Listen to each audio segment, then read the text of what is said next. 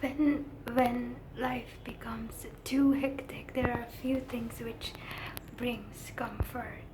One of them is sky, and another is flowers and trees, and also sometimes life forms like birds and birds' nest.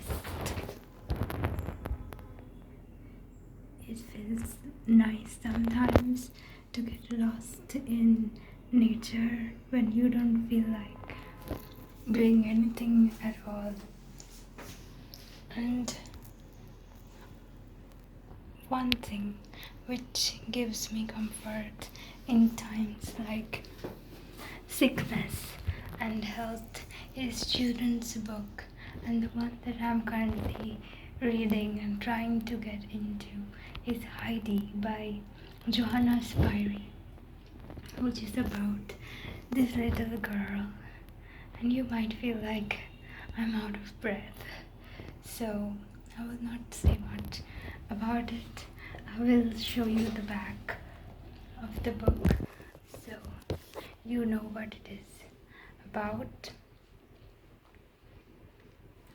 And I will see you in the next video very soon ish.